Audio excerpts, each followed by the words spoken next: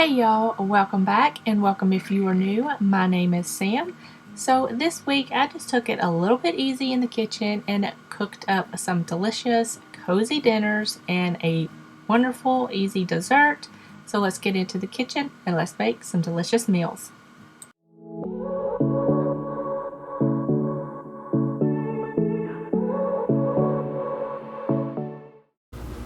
Hey y'all, welcome back. We are starting this week out with making some spiced muffins.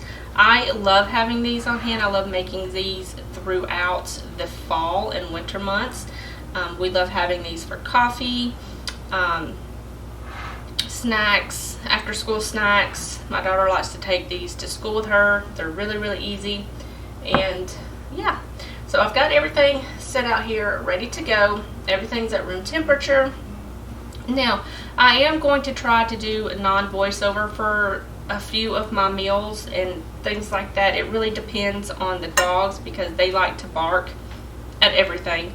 So, it depends on them. But we're going to get started. So, in my bowl here, I've got some flour. And I'm going to add my baking soda. I use baking soda a lot. So, I have an extra amount of baking soda. I use it for cleaning and everything like that. So we're going to add some baking soda to this, and that's just to help these rise and get puffy, as well as some baking powder. Now get my little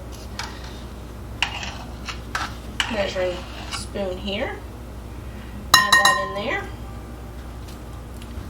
We're going to add a little bit of salt, about a half of a teaspoon. That should be good. Don't want them too salty. Now we're going to add in some ground cinnamon. And my stove is ready. I've got it preheating to 350 degrees. Now we're going to add in some ginger.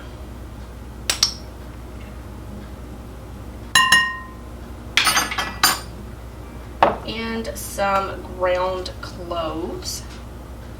These are really good. Super easy to make. So I've got that in there. We're just going to mix this together. And I love this little dough hook. That's what it looks like. I use it for a lot of stuff. Typically you see me using the little whisks, but I love using this as well. Alright, that is nice and mixed. We're going to set that to the side, and hopefully we'll just set this over here. And we're going to work on our wet mixture. So in my little saucepan here, I've got some butter. I'm going to add some milk. Now I like to add it in here just to save on dishes. I've got some egg that I've lightly beaten, and we're going to add some sugar. I've got my 1/4 cup measure here, so we're going to add about 3/4 of a cup of regular sugar and about 3/4 of a cup of lightly packed brown sugar. I forgot to get my vanilla, so we're going to add a little bit of vanilla in there. Add as much or as little as you want. I usually do about a tablespoon because vanilla just makes desserts taste that much better. So I'm just going to mix this together really well. Make sure it's all nice and well mixed. And set my dough hook in there. We're just going to pour this wet mixture into the dry mixture. And we're just going to mix this together just until it's just combined. You don't want to over mix it. Now once you get this mixed, you can add in nuts or seeds, chocolate chips. I like to do white chocolate chips every once in a while, but today I'm just going to leave them plain. So I'm going to let this sit, and I'm going to kind of clean up just a minute, just so I have a little bit of extra room to work here. Alright, so I've got my batter here, and I've got my little silicone muffin things, and I just lightly sprayed them with a little bit of oil. So now I'm just going to fill these about 3/4 of the way full. These make a lot. I may have to do another batch of these. Maybe. Looks like it. Because I don't want to fill these up too much. So I'm just going to finish these up. And if I have any batter left over, I will just add it to the pan when these get done. Alright, so I've managed to get the batter all in there. So I'm going to bake these at 375 for about 20-25 minutes. Just until it cooks through. You can test it with a toothpick. You can stick a toothpick down into the center. And if it comes out clean, you are good. So I'm going to get these in the oven, and then I'll show you what they look like when they get done. Okay, so we are going to make YEHS corn dog hot dish for dinner. So I've got my big brazier pot here, and I'm going to add a little bit of avocado oil. And I've got an onion here that I've just got diced up, and a pound of ground beef. I'm going to kind of break this up a little bit. And my muffins are done, so I'm going to take them out really quick. And I'm just going to let them sit here for just a couple of minutes. I'm going to raise the temperature on my stove to 400 and let that go. Add some salt to my meat mixture and some pepper.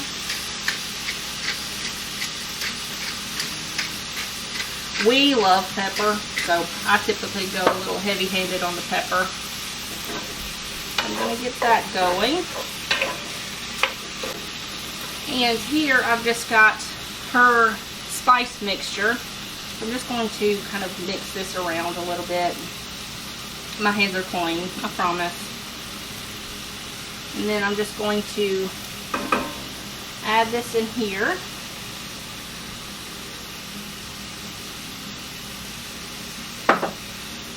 And mix this all around, and we're going to cook this down until the ground beef is cooked through and the onions are tender. It should take between 5 to 8 minutes.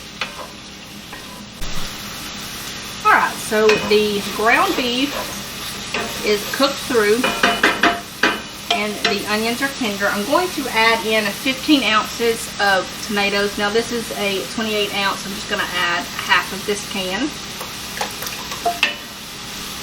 Try not to get it everywhere. And that should be good. Mix that around a little bit. I'm going to cut my heat down to low just so that tomato sauce doesn't splatter all over my stove, because that can be a pain to clean up. Now her recipe called for celery. I don't have any, but if you have some, I would add that in there. But this will be just fine. So I've got that in there. I'm going to add in some pickle relish. That should be good. Some yellow mustard, about a tablespoon, and some Worcestershire sauce.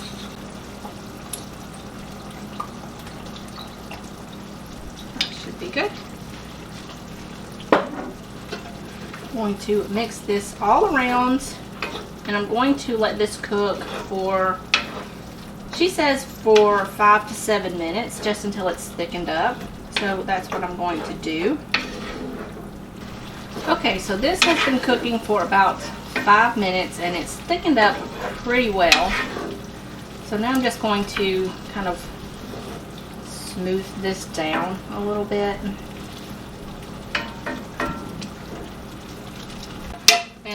some cheddar cheese here. Now I buy my cheddar cheese in blocks and then shred it myself because I just think you get a lot more out of it. But whatever you have on hand will work fine. So I've got some cheese. I'm going to lay a pretty good amount down.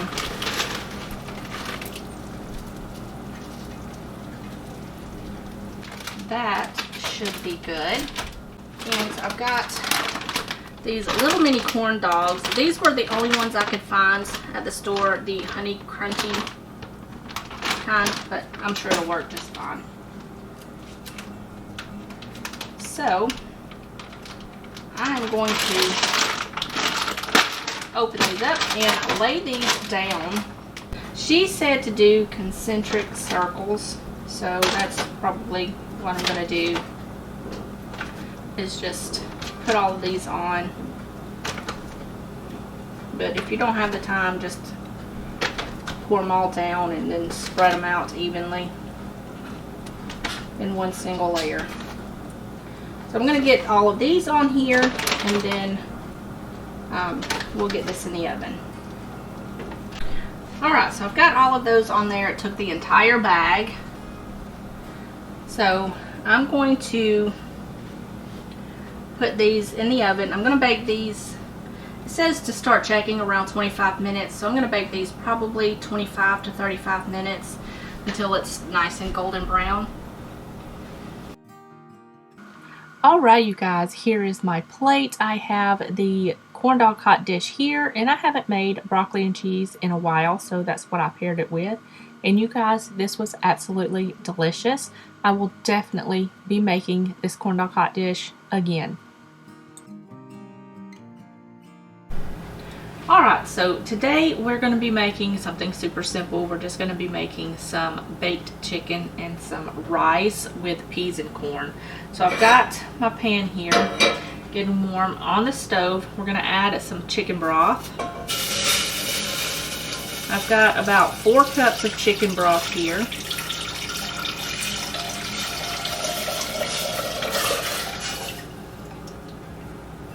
And we're just going to bring this up to a simmer. And then we will add in our rice and a little bit of butter. So I'm going to bring this up to a simmer. In the meantime, we're going to season our chicken. Alright, so I've got some chicken thighs here, and all I'm going to do is just season this. You can season this however you want, whatever spices you and your family enjoy. Pretty simple. So I've got some salt and pepper and some za'atar. This is a Middle Eastern spice. It's really good. So I'm going to add a little bit of that onto the chicken here.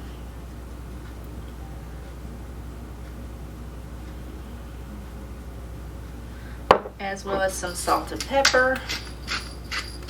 And I will season the other side once I get it in the pan, because we're going to be searing this off in a pan before we put it in the oven.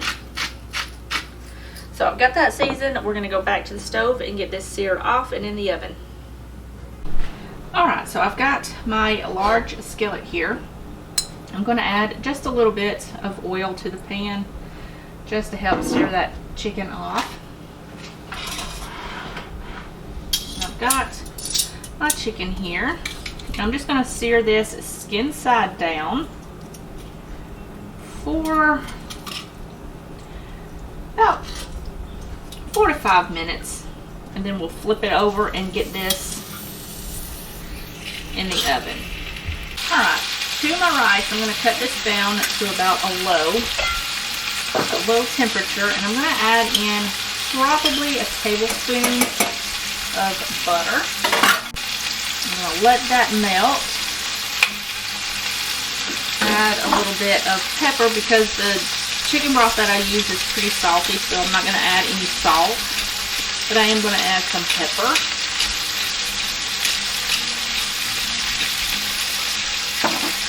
So I've got some white rice here that I've just rinsed off. I'm going to add this to my chicken broth. I'm going to bring this up to a boil. Cut the heat down to low. Add a lid. And then let this cook for about 20 minutes. And then I'm just going to cut the heat off and let it sit while the chicken finishes up cooking. I'm going to add some peas and corn to this later, but I'll show you that in just a little bit. So we're going to get this going and get the chicken flipped over. Alright, so I went ahead and flipped the chicken over. We are going to put this in a 425 degree oven for between 35 to 45 minutes. It really depends on how thick your chicken is. You can check it with a meat thermometer. It should register between 160 and 165 degrees. I go on the lesser side, the 160 degrees, because the temperature will rise as it rests. So I'm just going to put that in there and let this go, and we will come back in just a few minutes and put the corn and peas into the rice. Alright, so I've got some corn and peas here. I've got about 1/3 of a cup of each. All I'm going to do is pour this right on top, and we're going to just let this sit and hang out and let that rice finish absorbing all of that water.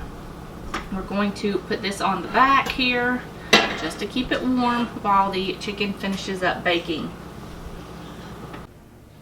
Alright, so the chicken is done, so I'm going to let it hang out here for a few minutes and let it rest. In the meantime, I'm going to fluff up the rice and get everything ready for dinner. Alright, you guys, here is my plate. I have the za'atar baked chicken here with that rice with peas and corn, and I just paired it with some tomatoes with a little bit of salt and pepper on top. And you guys, this was so easy to put together, so flavorful, and just a quick and easy meal that fills your family up and is very delicious. Alright guys, today I'm making my beefy ranch pot roast. This is super simple, very easy, and absolutely delicious. Now my camera stabilizer is broke, so until I get it fixed, I'm probably more than likely going to be filming on my phone. So if the quality is a little bit lower, that is why. So what I've got going on here is I've already got my crock pot sprayed with some olive oil. I added my roast, carrots, some onion, salt, pepper, a little bit of garlic cloves, and some butter. And now I'm just going to be adding in my ranch powder, probably about 2 tablespoons. You can use any of your favorite ranch powder that you have on hand or that you enjoy. I'm going to be adding in some garlic powder, probably about a teaspoon or 2, and my Lipton onion soup mix. Get that right in there. Kind of hard to do this with one hand because I do not have a tripod yet for my cell phone. So I'm going to add in my gravy.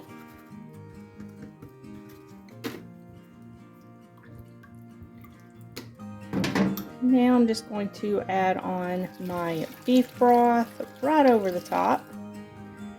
Now we're just going to put a lid on, and we're going to set this to low. I think that's it. Yep. So we're going to let this go for 10 to 12 hours. It is 7:19 this morning, and I've got a bunch of stuff to do today. So this is just going to cook and hang out here on the counter while I run errands and do everything. And when I get done, it should be all nice and tender and ready for dinner. I'm going to make some mashed potatoes to go along with it later. But if you don't want to do mashed potatoes, you can do put some potatoes in here. I would let this cook about halfway before you put the potatoes in, or you can add them in now. I would probably cut them into bigger chunks so that way they don't fall apart in the cooking process. So I'm going to go ahead and let that go. do my thing today and come back later and I will show you what everything looks like. Okay, at this point the pot roast is done, so I'm just going to put that on keep warm and let it just kind of sit to the side while we make some potatoes, some mashed potatoes. So I've gone ahead and cooked my potatoes until they were tender, drained them, put them in the bowl. To this, I'm just adding some Lowry seasoning salt, a little bit of regular salt, and some pepper, some butter, a little bit of milk. I'm going to mash this all together. You can do this however you want, make it as creamy as you want, and then I'm just going to adjust the seasoning, and this is ready to go. Alright, you guys, here is my plate. I just put a bed of mashed potatoes down, topped it with a little bit of that roast with the vegetables. You guys, this was so good. Now this ring light, the overhead lights that I have to go in my kitchen for lighting, with this phone, it just does not do this food justice, but this was absolutely delicious. So hopefully I can get the lighting fixed. Alright, so today I'm going to be making my Philly cheesesteak pizza pockets. They're really easy. I've already got some dough that's pre-made. It's rising over here. I've got it shaped into, I think it's 8 little individual balls. So now I'm just going to add in a little bit of butter to my saucepan here. Probably about a tablespoon.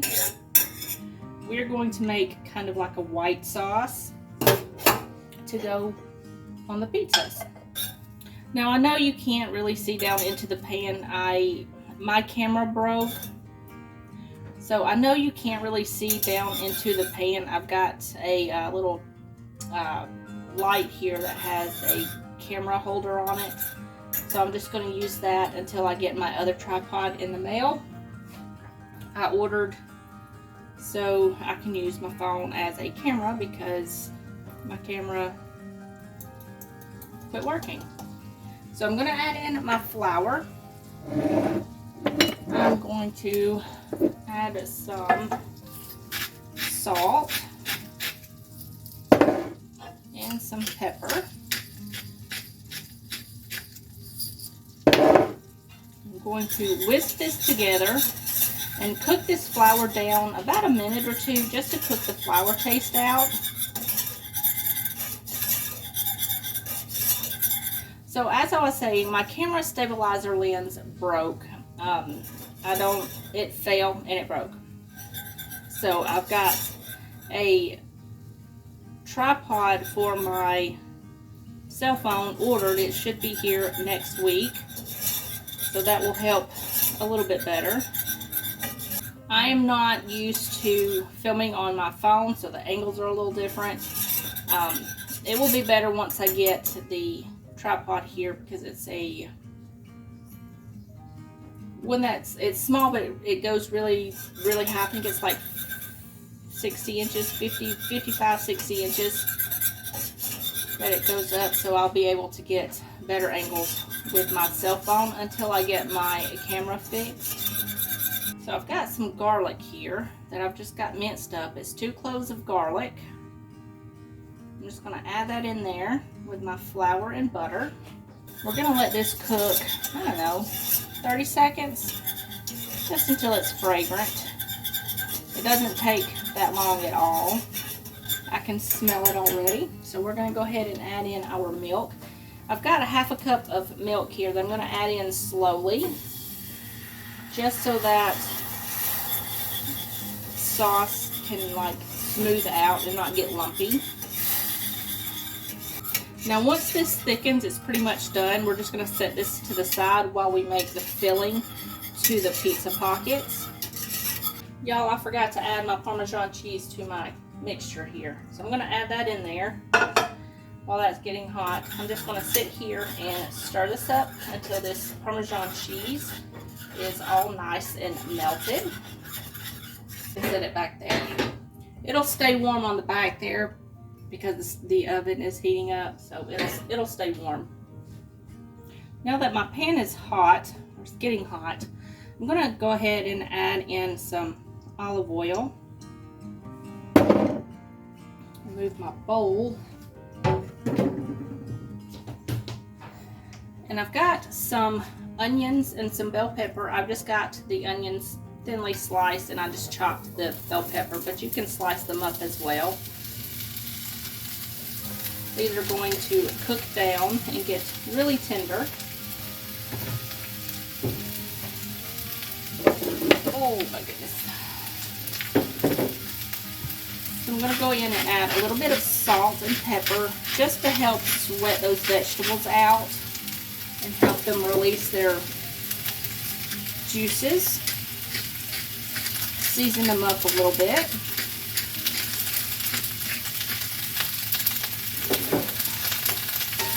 And I'm just going to let these cook down about 5 to 8 minutes, just until they are nice and tender. It may take a little bit longer than that. So I'm just going to go ahead and do that, and then we will get these, get the meat put in. Alright, so my onions and bell pepper are tender. I've got some steakums here that I'm just going to add to my pan, and we're just going to cook this down until it is completely cooked through. I'm not going to use all of this, but I'm going to cook a majority of it because I can have it for lunches for the week. So I'm just going to add probably about half of this in here, and then I'm going to cook it down until the meat is cooked through, and then we will assemble our pizza pockets.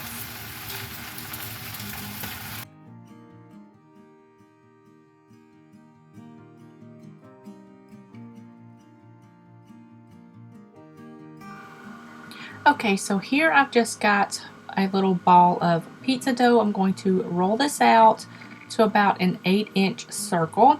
Once I get that rolled out, I'm going to add about a tablespoon of that white sauce to the top of that and kind of spread it out just in the center of that pizza dough. And then I'm going to add some cheese. You can add as much or as little as you want. You can use any kind of cheese that you like. I'm going to add that down. Add some of that meat mixture. You can add as much or as little as you want. Then we're going to fold the top pizza dough over that filling and kind of crimp it down. You can design this however you want once you get it crimped how you wanted it. And then you're just going to put this on a sheet tray while you finish up the rest of the pizza pockets. Alright, so I've got these filled, shaped, and on my pan here. I'm going to go in and brush these with a little bit of an egg wash. It's just 1 egg mixed with a little bit of water. I'm going to brush the tops of those with the egg wash. Then I'm going to go in and season the top with some salt and pepper. If you don't want to do salt and pepper, you can sprinkle over a little bit of Parmesan cheese. I like to season the tops of the crust. It just gives it more flavor. Then you're going to pop these in a 450-degree oven for 18 to 20 minutes, just until the crust is nice and golden brown. Then these are ready to go.